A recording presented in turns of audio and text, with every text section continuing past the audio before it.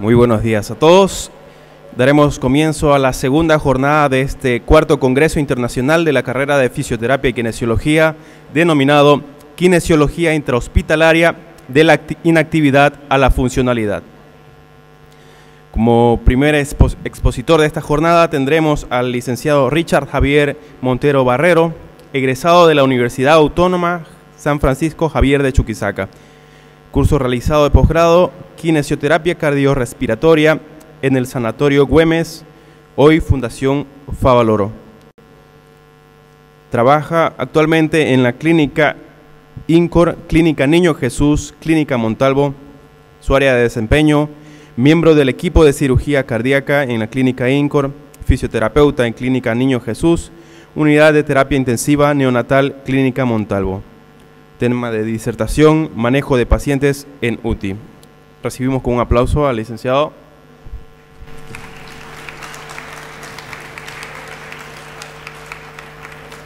Gracias. Buenos días.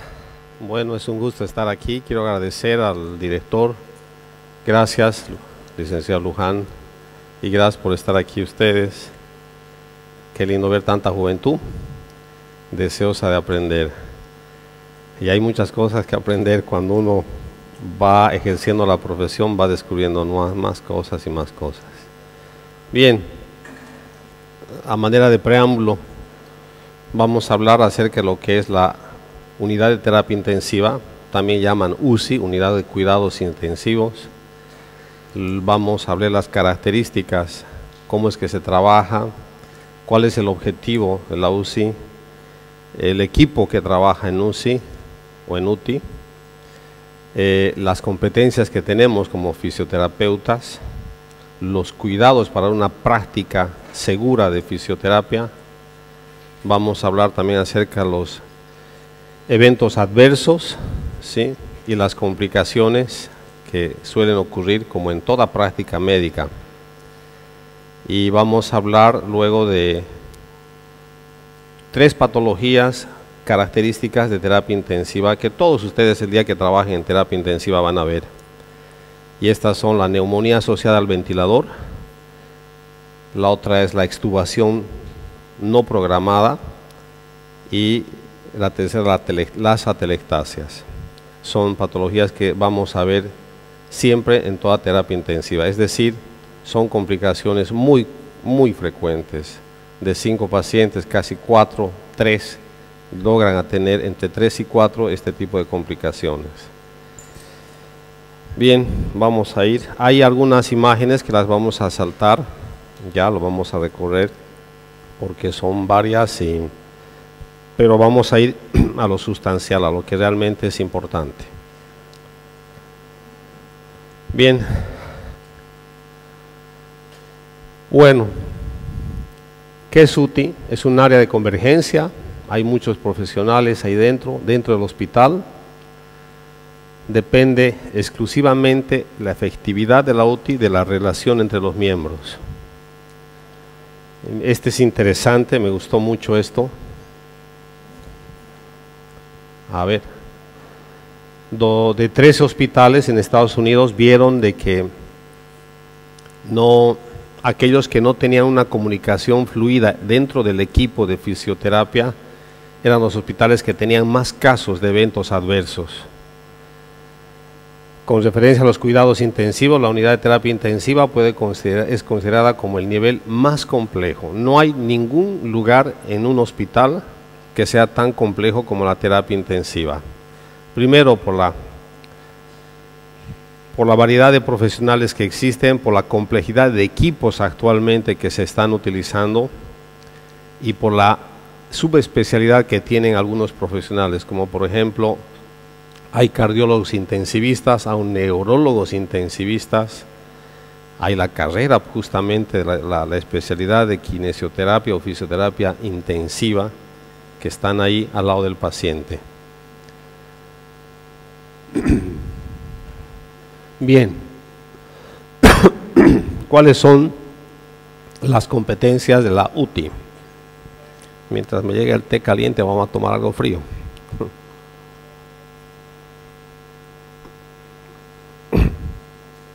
Perdón, gracias. Ahora sí.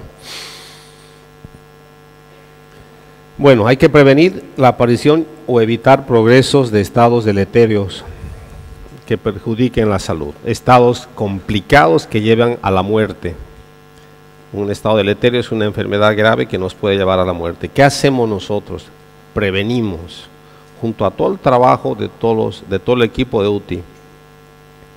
Promovemos la recuperación completa o parcial de estados mórbidos de pacientes que llegan previamente saludables, ¿no? Una característica típica es un paciente, por ejemplo, que viene con un ACV transitorio y la gente dice, yo lo traje a mi pariente o a mi familiar caminando y salió en silla de ruedas. No es así. Vino con un cuadro que vino avanzando, transitorio, y por razones de presión arterial, de todos los factores que pueden llevar a que se complique, el paciente llega a tener un estado mórbido. Restablecer temporal o parcialmente la armonía orgánica afectada por eventos agudos e individuos crónicamente enfermos. Podemos poner, por ejemplo, el pulmonar crónico. Los pulmonares crónicos vienen y se reagudiza con alguna infección pulmonar, y vamos a ver que estos pacientes van a mejorar, pero están realmente en la parte aguda, en la etapa aguda, que es cuando llegan a terapia intensiva. El manejo es muy cuidadoso de estos pacientes. Promover vidas desde que la calidad sea compatible con la dignidad de los seres humanos. Muchas acciones nuestras como fisioterapeutas pueden hacer que no ocurra esto, vivir con dignidad. Nosotros tenemos muchísimo que ver en terapia intensiva, mucho dentro del equipo de terapia intensiva. Podemos prevenir, vamos a ver más adelante algunas gráficas. Y me gustó la última donde dice, hay pacientes, si se fijan al final, donde hay pacientes terminales que tienen que estar en terapia intensiva, o a veces pacientes que están sobreinfectados y son pacientes que prácticamente están aislados esperando que el corazón deje de latir. A mí me gusta mucho lo que dice, evitar la práctica de la distancia, ¿no? O sea, no es el paciente, entren, hablando humanamente, entren, hablen, aunque aparentemente no los escuche, ¿no?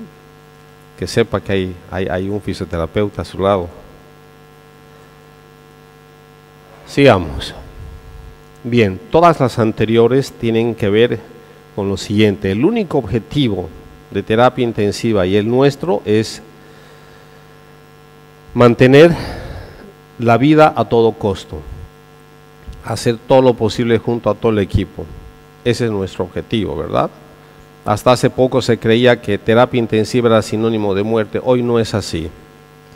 Hoy los pacientes que llegan a terapia intensiva, casi todos están con buen pronóstico para poder salir. Si no son enfermedades muy crónicas o terminales, los pacientes sí.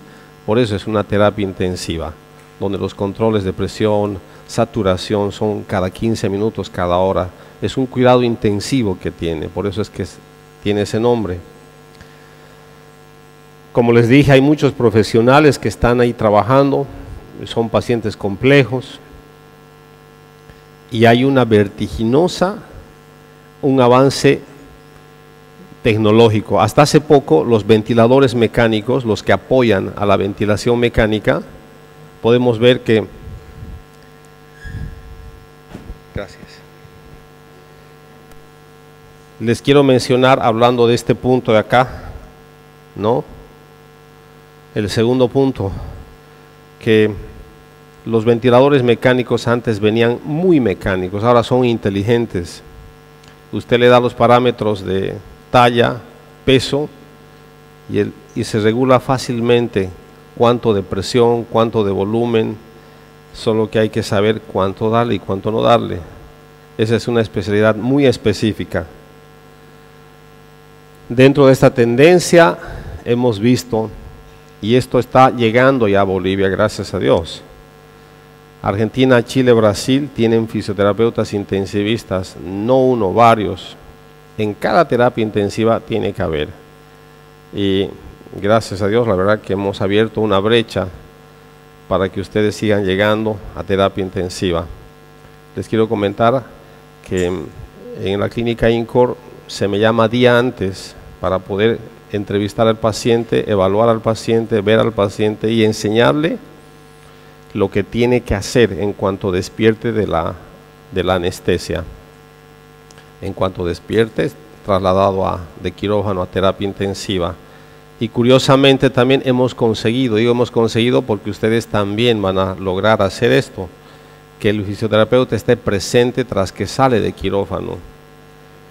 Entonces, el tema es que uno estudia fisioterapia para no hacer turnos. Cuando hacen cirugía a las 9 de la noche, hay que ir a la 1, a las 2, digamos, ¿no? Pero ahí estamos, al pie del cañón, firmes al lado del paciente, recordándole lo que aprendió, lo que nosotros pudimos enseñarle. Y si requerimos el apoyo un poco más avanzado de un intensivista o especialista en ventilación mecánica, en INCOR tenemos un especialista en ventilación mecánica que estudió en el Brasil. Ya lo estoy animando para que venga a hablar con ustedes también. Bien, ¿qué hacemos nosotros en terapia intensiva?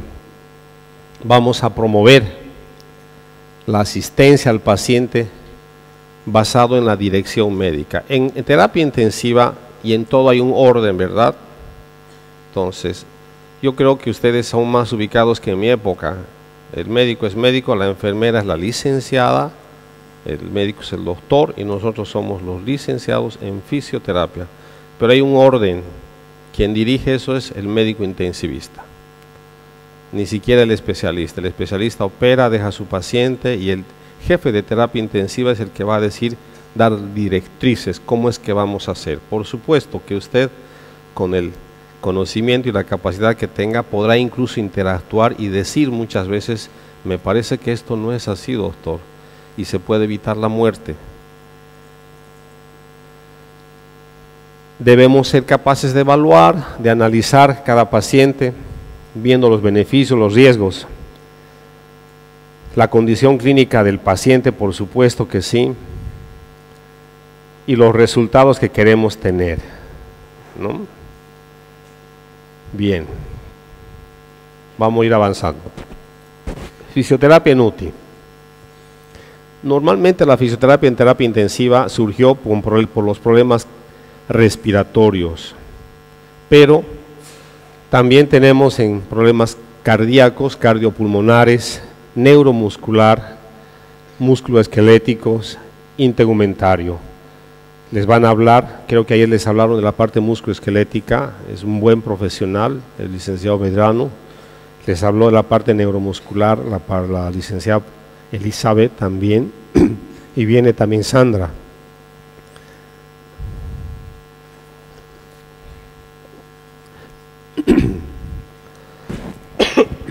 Bueno, eso es sinónimo de lo que los años pasan, ¿no?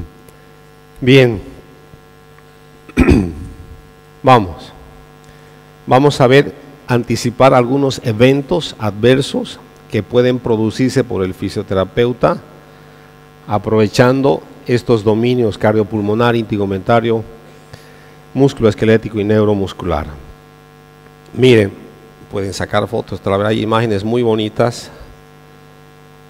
La neumonía asociada al ventilador son eventos adversos cuando se prolonga mucho la estancia del paciente, extubación no programada, las atelectasias, barotrauma, obstrucción del tubo endotraqueal, sangrado posaspiración traqueal, tenemos mucho que ver ahí nosotros. Las arritmias y el problema hemodinámico puede ser más clínico que causado por nosotros. Y los cuidados de la piel, la fijación del tubo, la máscara que se utiliza para la VNI, la ventilación no invasiva, todo lo que es lesión tegumentaria, incluyendo las úlceras por decúbito, las escaras, la pérdida de la amplitud de arcos de movimiento, la parte musculoesquelética, pérdida de la masa muscular que se puede prevenir estando un fisioterapeuta. Yo soy de este parecer y se los quiero transmitir. Donde hay un fisioterapeuta no puede haber escaras y no puede haber limitación de movimiento. O sea, Ya, grábenselo en su cabeza y en su corazón. No puede existir un paciente con úlceras por decúbito si hay un fisioterapeuta. No puede haber un paciente con limitación excepto la indicación de no moverlo, digamos. Hay pacientes que dicen, por favor, no lo movamos hoy día. Pero tenemos otros días donde podemos hacer todo este trabajo. Uno dirá, pero no, es más importante. La tendencia actual, curiosamente, es que el fisioterapeuta intensivista está muy abocado a lo que es ventilación mecánica, pero nos olvidamos de estos detalles. Para que el paciente pueda respirar sin la asistencia ventilatoria mecánica necesita amplitud de tórax, no necesita estar rígido, ¿verdad? Entonces, todo eso se complementa y la verdad que es un todo. Polineuropatías que van a ver después. Bien. Debemos, como dije en principio, evaluar, examinar todo lo que es semio. Y este cuadro es muy bonito. Lo saqué de Cristancho, es un colombiano. Cristancho es un colombiano que lo conocí en Cusco, Perú. Fase 1, examinación y evaluación. Fase de diagnóstico, fase de intervención y luego una reexaminación. En cada fase podemos hacer la examinación y evaluación fisioterapéutica en estos ámbitos: cardiopulmonar, musculoesquelético, tegumentario, neuromuscular. Una vez que hemos hecho nuestra evaluación, necesitamos registrar nuestros hallazgos. Es importante anotar qué es el diagnóstico, el pronóstico de la fisioterapia, formulación del plan de tratamiento. Aquí nosotros podemos decir cuántas sesiones pueden ser. Lo que pasa es que se maneja mucho en las clínicas privadas costo-beneficio y están yendo más por reducir costos que el beneficio muchas veces. Pero bueno, lo que tenga que hacerse se hace. Aquí voy a determinar qué le voy a hacer, cómo le voy a hacer, cuántas sesiones. Si le voy a hacer respiratoria a las 3 veces, si es 3 veces, o 2 veces respiratorio, una muscular, dependiendo qué necesita más el paciente. Formulación del plan de tratamiento, la ejecución en sí y luego la reevaluación para poder seguir avanzando. No es que nos quedamos ahí. E incluso puede variar día a día, e incluso puede variar de la noche al día siguiente o de la mañana a la noche. Porque un paciente puede mejorar, un paciente puede desmejorar también, puede ponerse, puede haber tenido un efecto adverso y no va a ser, evento adverso y no va a ser el mismo tratamiento que la mañana. Tenemos que reevaluar. ¿Cómo podemos mostrar la importancia de la fisioterapia? Tenía un colega que no sé en qué universidad estudió, pero yo le decía, ¿cómo te fue? He hecho todo lo que es placebo, me decía, hasta que una vez lo agarré y dice, a ver, sentate un momento. ¿Qué es placebo? ¿Qué placebo nos han enseñado a hacer durante 5 años? No, para él era todo placebo, no, así no lo muevo, mejora, va a respirar mejor, y no es así. No hay eso en terapia intensiva, ¿no? Habrá, digamos, en electro, donde no le ponen nada y el paciente cree que mejoró y usted le hizo un buen fortalecimiento del cuádriceps. ¿Ah? Tiene que mejorar, después de su trabajo tiene que haber una mejoría de rayos X y mejorar los gases en sangre. Estamos hablando de la presión arterial de oxígeno, la PCO2, ¿no? La presión de dióxido de carbono. Efectividad equivalente entre la fisioterapia del tórax y la fibrobroncoscopía en atelectasias lobares. ¿Qué es esto? Que pudieron no llamar, bueno, no pudieron contactarse con el neumólogo, pero dicen, aquí está el fisioterapeuta, tenemos que expandir el pulmón porque está colapsado. Entonces usted tendrá que saber qué hacer, o si no hace, si no puede hacerlo, hay casos en que sí o sí tiene que venir el neumólogo para poder hacer una fibrobroncoscopía, limpiar los bronquios y sacar la obstrucción para que el aire pueda penetrar bien a los pulmones y expandir la zona atelectasiada. Y bueno, lo que les dije, todo lo que es la parte musculoesquelética, principalmente el tórax, y prevenir, ser efectivos. Mucha secreción, sinónimo de neumonía, cuanto más tiempo esté conectado al ventilador. Nosotros tenemos que tener esa efectividad para poder prevenir la neumonía. Bien, Miren, existen estudios diversos, contradictorios sobre la importancia de la fisioterapia. Dicen, hay algunos que todavía piensan que somos causantes de no mejorar más bien al paciente. Pero haciendo lo que vamos a ver, podemos tener, como dice el comentario ya de la medición de casos de neumonía, este grupo en comparación con otro en los cuales no se hizo este orden de trabajo, tenía más susceptibilidad de incidencia de neumonía asociada al ventilador. Podemos trabajar con la hiperinsuflación manual, ¿sí? Actualmente se hace con el ventilador también.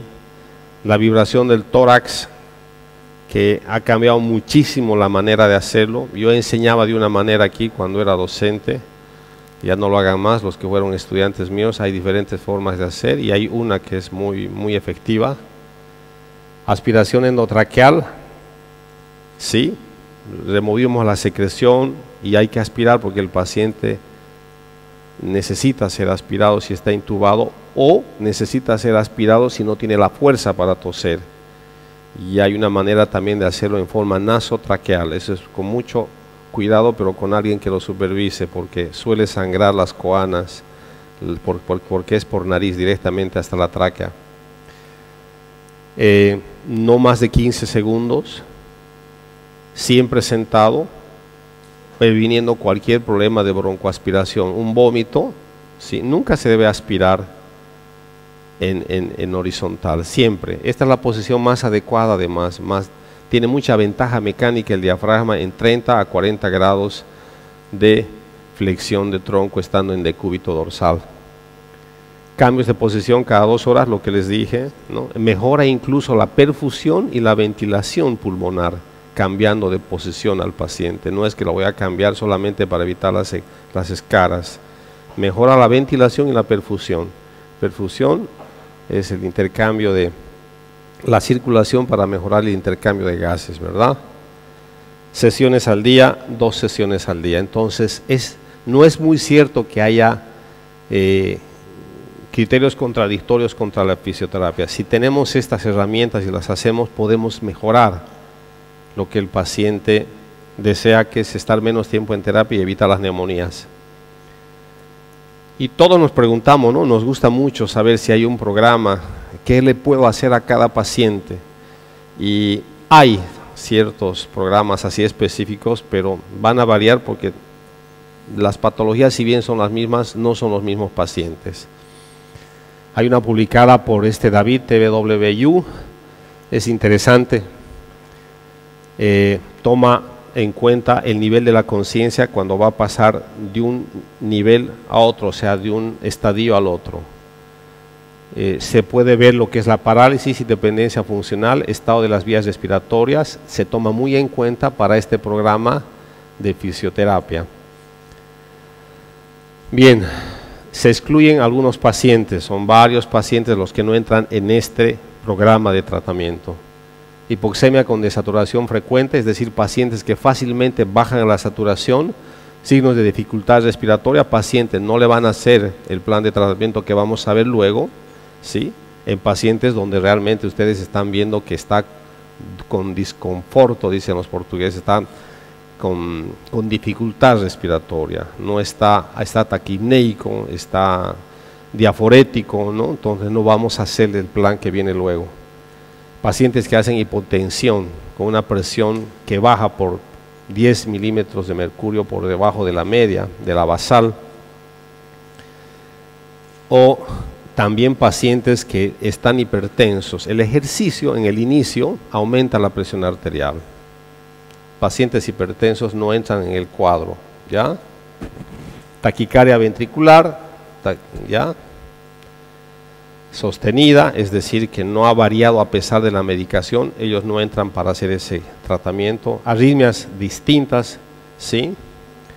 Que incluyen contradicciones ventriculares. Bien, bloqueo cardíaco, bradiarritmias,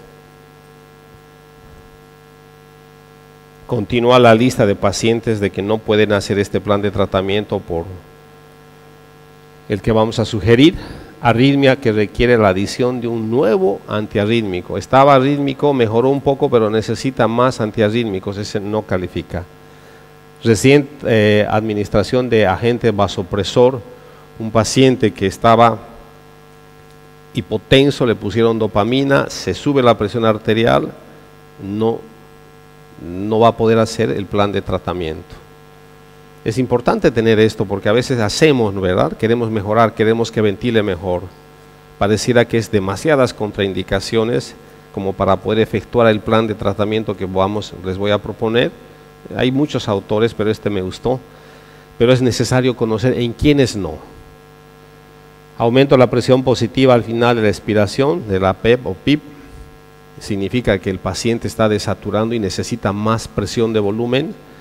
Retroceso en el modo ventilatorio, es decir, si estaba camino ya a respirar en forma espontánea en la modalidad SIM, ¿no? Que intermitentemente el paciente comanda el ventilador para que él mismo está disparando al ventilador y luego viene a controlada porque no puede hacer ningún movimiento, no puede hacer ninguna fuerza de inspiración y necesita y está realmente controlado por el ventilador. Bien, y si quieren sacarle fotos, saquen. Bueno, hay nivel 1, nivel 2, nivel 3. Vamos a ver en qué población, en qué tipo de pacientes y la intervención. Los pacientes semi-inconscientes, inconscientes, con Glasgow, eso es Glasgow, escala de Glasgow, menos de 11, hacen esa intervención que está ahí al lado. No sé si aprieto mal aquí, pero no alumbra.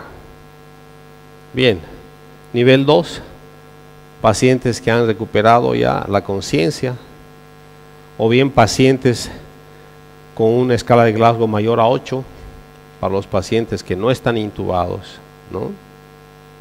Fíjense que casi en todas entra todo lo que es la fisioterapia cardiopulmonar para el apoyo al destete. Y aquí ya es paciente en el nivel 3, el paciente está destetado, pero sigue recibiendo fisioterapia esta vez ya para mejorar la expansión pulmonar. Luego tenemos todos esos criterios que lo manejan muy bien. ¿Sí? Bien. Algo importante, hablando del nivel 3, donde dice mesa de bipedestación, comenzando con 45 grados, no tenemos, en INCOR hay unas camillas que se ponen verticales, y hasta pueden ponerse para el distrés respiratorio, boca abajo, y tienen su goniómetro incluso para poder a 30 grados, a 45 grados, pero no todas las clínicas tienen eso. Entonces, ¿qué hay que hacer? Poner almohadas. Pero un paciente que ha estado mucho tiempo acostado no se lo debe sentar abruptamente hasta los 45 grados. Yo empiezo por 30, empiezo 15 grados luego, 45, cada 5 minutos para que no haya hipotensión. ¿Sí? Y bueno, hay una hipotensión, supongamos que un paciente con una ACV, una ligera disminución del flujo, su Glasgow va a disminuir después de la fisioterapia. Cierto, eso lo van a ver muy bien con la licenciada Sandra que viene luego. Pero es importante, mucho más en pacientes que son parapléjicos, ¿no? Donde no hay mucho tono muscular y el retorno venoso es menor. Bien, con todo lo que se propuso en la tabla anterior, ¿sí? Es importante ver si hubieron episodios de polineuropatía o miopatía del paciente crítico, consecuencia de la estancia del paciente por mucho tiempo en terapia intensiva. Vamos a ver si disminuyó la duración de la ventilación mecánica o no. El tiempo real del destete, también se llama weaning en inglés. Destete es desmame, también le llaman algunos en el Brasil, que es sacarle el tubo, porque como que se acostumbra al tubo porque es confortable para el paciente, es decir, le requiere menos esfuerzo. Para comentarles un poco esto, En Clínica INCOR los pacientes salen extubados después de la cirugía cardíaca. Lo hacemos hace 11 años atrás. Bueno, lo hace el anestesiólogo, realmente es maestro, y ha disminuido mucho el trabajo, porque antes había que tenerlos 3 horas intubado con ventilación mecánica, y tan solo de sacarle el tubo del ventilador al paciente le requería mucho esfuerzo respiratorio, dolor, y el dolor impedía que se expanda el pulmón y nuevamente la reintubación. Y la verdad que esto se hizo por mucho tiempo, hasta que llegó un grupo nuevo de jóvenes, así como ustedes llegarán de aquí a poco, donde propusieron otro tipo de tratamiento, y ellos fueron los que me dijeron, me buscaron, ¿no? Y ellos fueron los que también. Yo les sugerí la fisioterapia preoperatoria por lo siguiente: ¿cómo puedo decirle a un paciente curarizado, recuperando la anestesia, entre dormido, como decimos aquí, turumba? Debe decir, respire, maneje su diafragma. No tiene sentido, ¿verdad? Entonces, ahí fue cuando surgió, hay que hacerle y enseñarle día antes, para que él pueda distraerse durante la noche, para poder respirar mejor al día siguiente. Duración de la estancia en UTI, tenemos que ver si con la tabla que hicimos, con el tratamiento que le hicimos, o lo que ustedes utilicen, duró menos la estancia en UTI. Yo tengo que registrarlo. Si duró menos la estancia de ese paciente que otros pacientes que no recibieron ese tratamiento, estoy haciendo bien las cosas. Resultados de la evaluación muscular objetivo con dinamómetro. Esto prácticamente no se hace. Utilizamos las escalas que nos han enseñado para la valoración muscular, pero tiene que mucho ver la conciencia, si colabora o no el paciente. Y este es un índice Apache que ya no se lo utiliza mucho, que utiliza diferentes parámetros para ver cuánta posibilidad de muerte y enfermedad tiene el paciente. Bien, lo que les decía, la evaluación para cada paciente, y aún un paciente puede ser distinto en diferentes horas. Es importante el procedimiento, qué le vamos a hacer, pero para eso la evaluación, el examen. Bien, instrumentos y test utilizados para la fisioterapia. En UTI hay diferentes escalas, ¿sí?, de la disnea, del dolor, pero básicamente vamos a utilizar nosotros una escala que la conocemos, que es la escala Glasgow, pero Cristancho y Urrutia proponen no tanto las escalas, sino tomar en cuenta, miren qué interesante, no tanto la medición, sino para ellos es más importante la recolección y registro de datos, o sea, conocer más al paciente, ver qué patología tiene, saber qué hacer con el paciente. Pero me gusta mucho esto, porque uno puede, ¿no?, saber en qué escala está, cuándo Glasgow tiene, me sirve ciertamente para poder hacer un plan de trabajo, pero si yo tengo especial cuidado en la recolección y registro de datos, voy a hacer un mejor plan de tratamiento.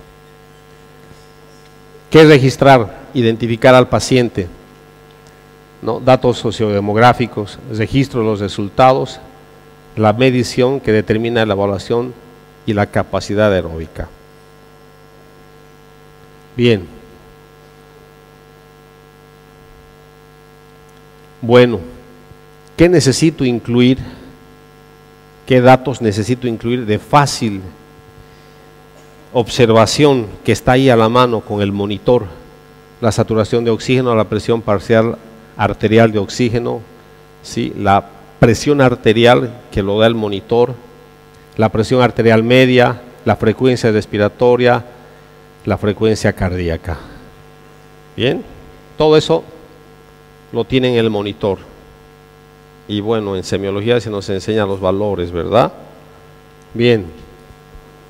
El atractivo de la propuesta, que se recurre al instrumento. Bien, aquí está todo lo que es la escala de la disnea de Borg. Ya vamos a pasar,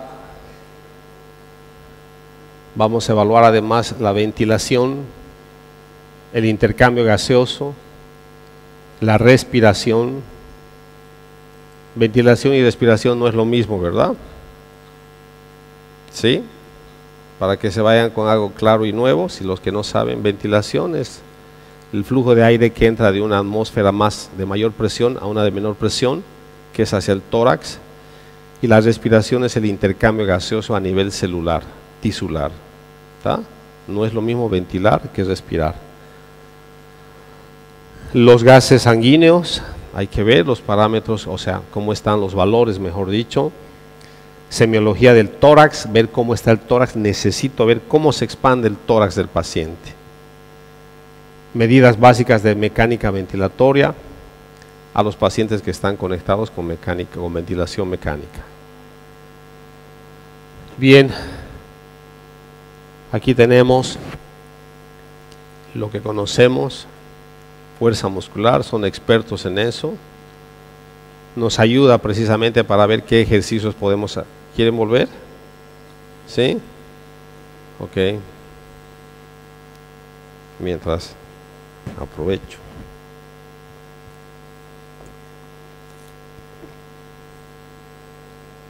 Por eso era la inquietud. Los anteriores pasé rápido también, ¿verdad? Vamos a detenernos en las gráficas para que le saquen foto. Bien. Podemos, para poder evaluar neuromuscularmente, voy a mencionar solamente escala de Glasgow de la conciencia, escala de la espasticidad muscular, Ashworth y escala de Reich, agitación y sedación. La que más se utiliza es la escala de Glasgow. Ahí está. Se utiliza bastante, es muy práctico. Tiene mucho que ver para la extubación del paciente.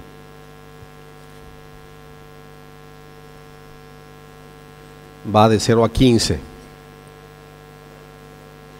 Bien, esta tegumentaria no la vamos a ver, sí, pero se supone que cuanto más malo su estado físico, su estado mental esté más deteriorado, esté estuporoso, la actividad esté encamado, menos actividad tenga, cuanto menos despierto, vigil y tenga movimiento, va a tener más probabilidades de hacer complicaciones tegumentarias. Seguridad del paciente. Bien, vamos a ir viendo. Hay posibilidad de cometer errores, es cierto, en terapia intensiva. Es muy complejo el sistema de salud, es cierto. De repente quieren una tomografía de pulmón, ya, pero no hay que, ¿se dan cuenta? La burocracia hace mucho. Las clínicas privadas no tienen eso, pero sí tienen precios elevados. Deficiencia del sistema, no se puede manejar muy bien un paciente crítico. Y aquí es donde quiero que este gráfico me gustó muchísimo. Aquí podemos intervenir nosotros para que no haya muerte. Ya, es modelo del queso suizo. Riesgo por un lado, daño del otro lado. Fíjense que el fisioterapeuta interviene en el proceso entre el riesgo y el daño. El libro mencionaba que ciertos broncodilatadores con arritmias severas pueden producir una complicación severa, a tal punto de un paro cardíaco irreversible causándole la muerte. ¿Cuál es la finalidad de este gráfico? Que ustedes se fijen siempre que el médico o la enfermera tenga listo el nebulizador, le pregunte usted qué le puso, con qué está, con qué lo estamos nebulizando, y usted pueda tener nociones básicas que va a aprender en la especialidad de lo que es una arritmia, qué tipo de arritmia, si es brady, ¿no? Si es taquiarritmia, si es supraventricular o no. Entonces tiene que fijarse bien uno qué está aplicando, porque si usted le aplica, han visto que debemos cuidarnos al paciente y nosotros también. Entonces el que es culpable es el que dijo la indicación, el médico, la que preparó y el que lo aplicó, nosotros. Entonces debemos fijarnos nosotros qué estamos aplicando, si está contraindicado o no para cada paciente. Eso ocurre básicamente en las nebulizaciones, para que no se asusten, porque después es una gran aventura trabajar en UTI. Entonces, fíjense, coinciden, no hay una barrera donde diga el fisioterapeuta no. Si coincide, definitivamente llegamos a ese estado de daño letal. Evento adverso es lo que podemos, lo que se produce en la clínica no producto de la enfermedad, sino del manejo del equipo. ¿No? Lo que llaman mala praxis va a llevar a un evento adverso. Es muy diferente la mala praxis que la negligencia. La negligencia sería nebulícelo y usted se fue porque lo llamaron y por esa nebulización es un tremendo broncoespasmo y usted no estaba ahí. Eso se llama negligencia. Mala praxis es haber hecho malas cosas sin darnos cuenta o sin haber tomado en cuenta. Bien, daño causado por intervención no de la enfermedad en sí. No es lo mismo un evento adverso que una complicación, ¿ya? La complicación es atribuible a las condiciones en las cuales viene el paciente, de enfermedad, por supuesto. Bien. Evento adverso, resultado. Error es el inicio, digamos, el inicio del tratamiento.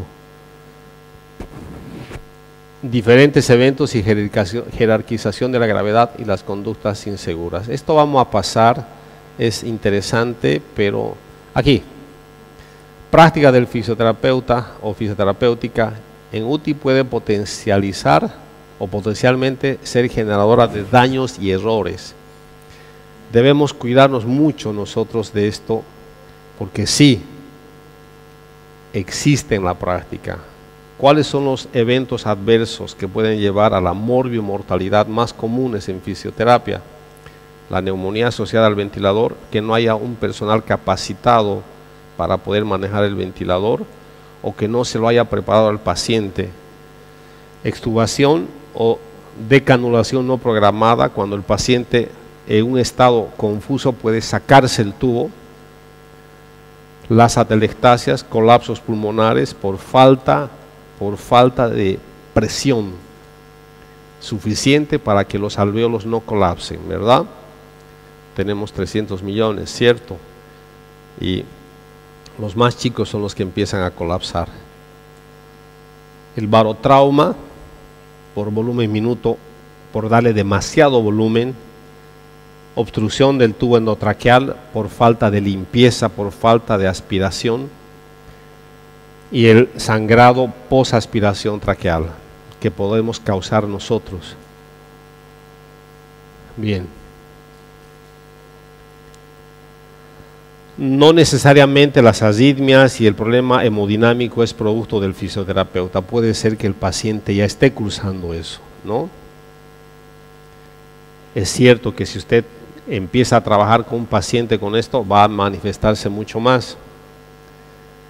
En algunas instituciones, la reintubación, la broncoaspiración y las caídas del paciente son como eventos adversos asociados al fisioterapeuta. Ejemplo, estaba en una posición y el fisioterapeuta no lo dejó en una posición adecuada, el paciente se da la vuelta y se cae. ¿Ha ocurrido? Ocurrió, con fracturas de cadera incluyendo. La reintubación, porque miren de importante, el fisioterapeuta hizo su trabajo, aspiró, el tubo se movió producto de las secreciones continuas y usted no avisó a la enfermera o le dijo, licenciada, venga, vamos a fijar esto porque esto cualquier rato, esto se sale cualquier rato. O por usted mismo, porque va a volver en la tarde, va a aspirar y se va a salir cuando haga la aspiración.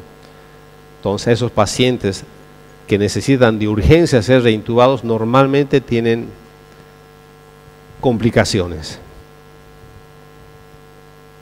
Bien, importante, jóvenes, si ustedes quieren trabajar en terapia intensiva, esto es muy importante, más importante que el barbijo. Bueno, el barbijo nos protege más a nosotros, más importante que las botas, que la bata, que el gorro que puedan ponerse para evitar la neumonía asociada al ventilador. Es importante todo esto de acá. Antes del contacto con el paciente, después que hace la realización, después de manejar el tubo, los drenajes, ¿no? La sonda nasogástrica, los fluidos. Y bueno, después de tocar incluso alrededor del paciente. Usted no puede decir, bueno, yo entré a su habitación y solo lo toqué, lo saludé. A estos pacientes no se les da la mano, ¿tá? Se los saluda con mucho cariño, pero a distancia. Bien. Bien, hay material crítico, material semicrítico, eso vamos a pasar, esto también vamos a pasar. También son varios medicamentos. Quiero llegar a esto de acá. Prácticas seguras asociadas a la ventilación mecánica. Bien. Miren la cantidad de pacientes, o el porcentaje de pacientes, 30-33% complicaciones, los pacientes que están intubados que puedan hacer neumonía asociada al ventilador. Después de 48 horas de estar con ventilador pueden hacer neumonía. El 50% de los pacientes de neumonía asociada al ventilador ocurren en los primeros 4 días. Es harto después de la intubación. Y respecto a los intubados, no intubados, los intubados tienen 6.21% o 21 veces más probabilidades de desarrollar neumonía asociada al ventilador. ¿Cómo puedo darme cuenta que mi paciente está con neumonía? Presencia de nuevo infiltrado en los rayos X de tórax o progresión del existente, ya empeoró el cuadro existente, fiebre, leucocitosis, leucopenia y cambios en las secreciones. Hay una otra manera de poder ver también, pero vamos a pasar. No todos los casos de neumonía asociada al ventilador deben atribuirse a la mala práctica de la fisioterapia. Deben excluirse estas situaciones. ¿Quién lo intubó? ¿Dónde lo intubaron? ¿Con qué cuidados fue la intubación? O sea, no nos pueden decir, ¿no? Lo que pasa es que usted no se lavó las manos, no aspiró bien, no tuvo cuidado. Nosotros debemos ver estos detalles también que hacen que el paciente llegue a desarrollar neumonía asociada al ventilador. ¿Tá? Bien.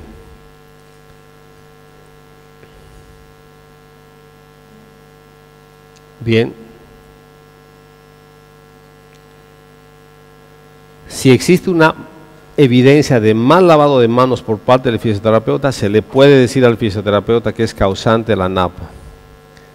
Utilización de equipos y sistemas de ventilación mecánica de aspiración no estériles, uno tiene que fijarse, ¿no? Procedimientos de la vía aérea, principalmente la aspiración, sin cuidados de no contaminar los guantes estériles, puede producir y es responsabilidad del fisioterapeuta. Si se usó una técnica estrictamente aséptica, sí. Baja presión del neurotaponador, que le llamamos también balón. Es un globito que está en la tráquea que evita que la secreción de la boca pueda pasar a la tráquea. Imagínense que uno se asfixió, estaba comiendo un churrasco, esa boca está llena de comida, ¿verdad? Por más que le laven, hay residuos. Si pasa eso a la tráquea, con seguridad que es neumonía asociada al ventilador. Ese globito tiene que estar bien inflado, no tanto como para que no produzca isquemia por presión al interior de la tráquea, y tiene que ser aspirado continuamente. Bien. Factores de la NAP. Vuelve a repetir. Esto lo pueden fotografiar si quieren. Tiene mucho que ver con el cuidado del lavado de manos principalmente. Bien. Aspiración de secreciones. Bien. Bueno, aquí vamos a ver qué tengo que hacer para aspirar bien las secreciones. Preoxigenar al paciente es importante porque va a haber un momento mucho más si lo desconecto del ventilador para poder meter la sonda y aspirar al tubo, ¿verdad? Para los pacientes con ventilación mecánica, las nuevas evidencias apoyan la recomendación de no utilizar hiperinsuflación durante la aspiración para mejorar la oxigenación. Sin embargo, se puede realizar manualmente teniendo cuidados de no dar mucho volumen. Bien, hay una discusión cuando ustedes lleguen a ser profesionales de UTI, instilo o no instilo, es decir, humedezco con suero fisiológico o agua destilada el tubo para sacar secreción o no. Y la verdad que no. Los nuevos ventiladores tienen que estar muy bien humidificados, muy bien filtrados, como para que no se tenga que humidificar con jeringa, ¿sí? Y las secreciones sean muy fluidas. Es necesario la utilización de un mayor FiO2 cuando voy a aspirar o aumentar la presión expiratoria al final, ¿sí? La presión, la PIV, la presión en Inspiration Positive, la presión positiva al final de la expiración. La nueva evidencia también indica que no hay diferencias entre la aspiración con desconexión del ventilador y el sistema cerrado. De alguna manera se pierde alguna presión. El sistema cerrado más bien ha ayudado muchísimo. No necesito desconectar. Hay una forma de aspirar directamente sin desconectar y eso favorece mucho la expansión pulmonar. Bien, tenemos poco tiempo. Vamos a ir.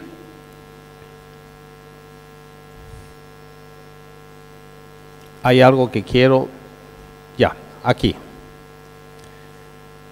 Es importante esto. Ya.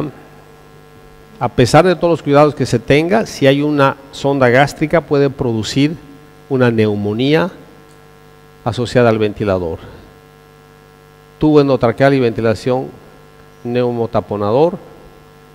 Este valor me gustaría que lo sepan, de 20 a 24, hay una S de más ahí. ¿Cuánto debo insuflar con la jeringa? 20 a 24 centímetros de agua. No más inflado, porque eso produce isquemia. Se infla el globito, el CAF, el neumotaponador, y presiona mucho la tráquea en la íntima, en el endotelio, y produce necrosis. Bien, sigamos. Aquí vamos, estos son detalles. Posición del paciente. Saquen foto de eso. Es el resumen de todo lo que les he dicho.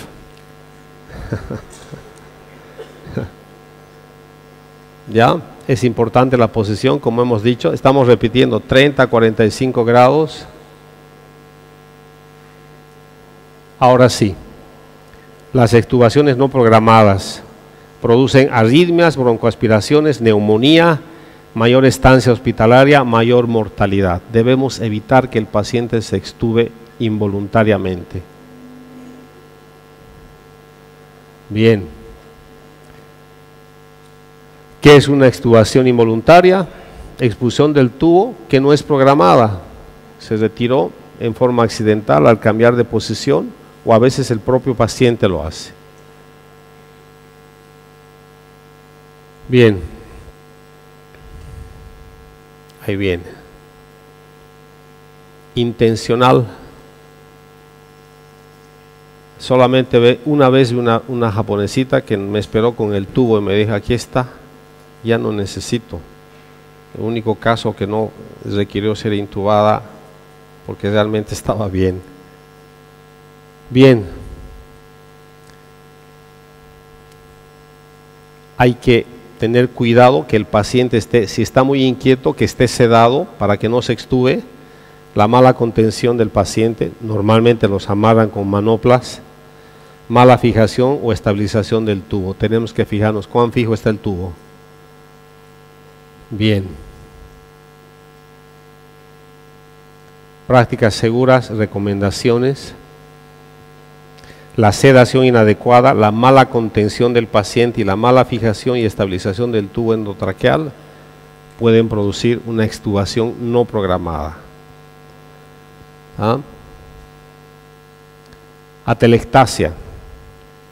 ¿Qué es atelectasia? Colapso alveolar por muy variadas causas. entre 40 a 70% de los pacientes con cirugía abdominal presentan este tipo de colapso. Pacientes que reciben anestesia porque no hay muy buena mecánica respiratoria. Es más frecuente en pacientes que tienen fiebre y en el postoperatorio inmediato, y pacientes que tienen una toracotomía, ya una esternotomía también en cirugías cardíacas. Bien, los pacientes, además de lo que dije, pueden también tener atelectasia en decúbito obligado por dolor, hipoventilación, por intubación selectiva, cuando el tubo se va hacia el bronquio derecho, el izquierdo no ventila, por presencia de un motórax grande, derrame pleural, por supuesto, produce una atelectasia, el líquido comprime al pulmón, que es más gas que líquido, por pérdida de fuerza muscular diafragmática, claro que sí, por anomalías abdominales, momentito, por abdominales, sí, hinchazón, ascitis, agua en la barriga, por mal manejo de secreciones, por obstrucción de las vías respiratorias y por el uso de bastante oxígeno. El oxígeno es tóxico. Bien, pueden estar presentes en estos eventos. Por supuesto que sí. Favorecen la atelectasia. Bien, es muy frecuente, como hemos visto, hay un desequilibrio de la ventilación y la perfusión, llega gas a los alvéolos, mejor dicho, no llega gas a los alvéolos, pero los alvéolos tienen su circulación, no hay, se llama shunt respiratorio, obstrucción de la llegada de aire al alvéolo. ¿Sí? Bien, se puede observar que hay estrechamiento o imbricación costal, también se llama, en la parrilla costal. Bien, es más semiología, matidez, certeza diagnóstica, tomografía, una tomografía, principalmente para ver las microatelectasias. Vamos a ver aquí. Fíjense dónde está el tubo que está en medio, donde dice carina. Aquí ha sido lo que se llama ventilación selectiva. El médico intensivista, por las características propias que tiene el bronquio derecho, en vez de irse 2 a 3 centímetros por encima de la carina, que es la bifurcación de la tráquea, se fue directamente al pulmón derecho, al bronquio derecho. El bronquio derecho ventila y colapsa, atelectasia masiva del pulmón izquierdo. ¿Se dan cuenta? Por intubación selectiva. Aquí está más distraído. Vamos a ver imágenes, diferentes tipos de atelectasia, adhesiva, por contracción. ¿Sí? Aquí podemos ver también una atelectasia que es diferente a la anterior. Lóbulo superior, apical derecha, así se llama. La causa es interesante, lo estuvimos discutiendo con mi colega de la INCOR. Es muy interesante que aparezcan este tipo por ventilación mecánica y mala ubicación del tubo. Aquí podemos ver una atelectasia basal derecha, así se llama. Fíjense cómo le falta volumen a la base derecha. Aquí vamos a ver cómo, ¿sí?, es atraído hacia el lado derecho, porque como colapsa, el pulmón que no tiene aire jala al mediastino y parte del pulmón del lado contralateral. Bien, aquí podemos ver lóbulo superior izquierdo, una atelectasia. Lo que se puede ver son las costillas, fíjense cómo están en el lado izquierdo, se llama imbricación costal, están más unidas al final y estas están más horizontalizadas donde está el tubo selectivo. Una atelectasia similar, ¿sí? Bien, esas son las complicaciones. Nosotros podemos prevenir el dolor los médicos con analgésicos, el manejo de secreciones, podemos manejar bien la secreción, favorecer la tos, aspirar para evitar que no hayan atelectasias, y se puede prevenir la intubación selectiva que hace el médico, ¿no? Bien. Bueno, vamos a avanzar. Esto es muy propio de ventilación mecánica. De esto podemos hablar hasta varios días. Sí, es una manera de expandir el pulmón. Hay mucho por hacer y mucho por hablar. Sí, hay que tomar en cuenta las presiones, la presión plató. Más para un curso quiero mostrarles bien aquí al final esto ya normalmente se expande los pulmones cuanto más presión se da, se hace mucho más volumen y los pulmones van expandiéndose con el ventilador. Si no tienen ventilador pueden hacer con una bolsa de resucitación. Y esto acontece, un alveolo normal a la izquierda A, un alveolo reclutado con mayor presión positiva por el ventilador. Y vamos a ver el otro, está reclutado pero no tiene la PIP, no le han dado una otra presión que mantenga expandido el pulmón. Y eso vamos a ver aquí, esta otra gráfica. Esto podemos hacer con el ambú, es una comparación interesante con la jeringa, cómo se le da más presión para inflar el pulmón. ¿Ya? Fíjense la imagen C, es una expansión pulmonar con PIP, con presión positiva al final de la expiración. Es decir, mejor dicho en B, ¿ya? B tiene presión positiva inspiratoria. Es decir, se le da mayor presión por el tubo mediante el ventilador al pulmón, se expande y se le da una otra presión denominada PIP para mantener expandido, porque si no vuelve a colapsar. Son técnicas relativamente nuevas. ¿Ya? Ahí está.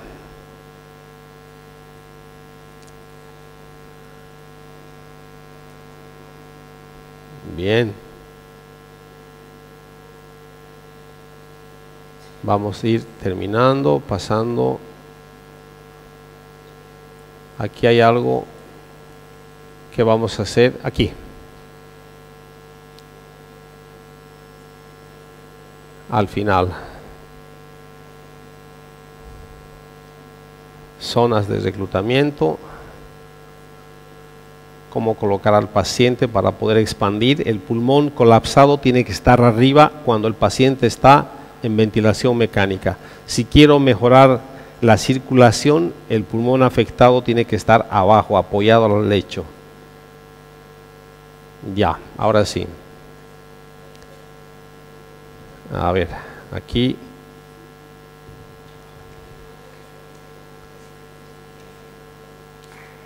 Gracias.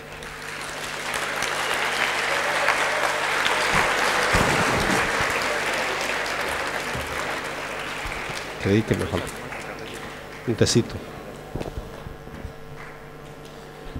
Bueno, ahora pasaremos a la ronda de preguntas. Ah, ya. Cualquier Perfecto, ya me está escapando yo. estudiante que quiera hacerle alguna consulta sobre lo expuesto, puede hacerlo. Bueno, pregunten.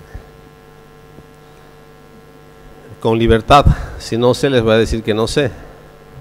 Y les averiguo para mañana y vengo a decirles cómo es. Así aprendí de un expositor en Buenos Aires, en un congreso. Dijo, mire, sinceramente muy buena su pregunta, pero no sé, pero déjeme que mañana le explico, ¿no? Y al día siguiente lo buscó. ¿Dónde está el doctor? Dije, era de médicos. Así que pregunten con libertad todo lo que quieran. Pregunten por favor, si no el panel va a tener que preguntar, ¿no? Sí. Por lo menos. ¿Alguien tiene una pregunta, jóvenes? ¿Nadie? ¿Entendieron todo o no entendieron nada? De aquí los he visto muy atentos a ustedes. Hay mucho por aprender, ¿no? ¿Sí? Una vez más, ¿alguien quiere preguntar? Levante la mano. Bueno, gracias. ¿Sí? Ok, entonces vamos a pasar a hacer un pequeño reconocimiento al licenciado Javier. Sí, acá estoy.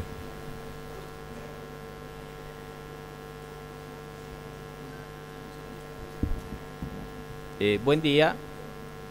Es para mí realmente un placer y un honor tener a un ex docente mío y ex docente de aquí de la universidad presente aquí con nosotros, ¿sí? Él ha impartido sus enseñanzas aquí en la universidad y realmente me siento muy feliz por poder estar en este instante junto a él. Por eso queremos hacerle este pequeño reconocimiento a nombre de la UDABOL y pedirle que siempre esté presente en las actividades que nosotros tenemos aquí en la carrera. Gracias, me alegró mucho tus palabras. Gracias, hombre. Gracias, muy amable. Voy a volver si preguntan, sí. La siguiente vez, si no, no vuelvo. Gracias.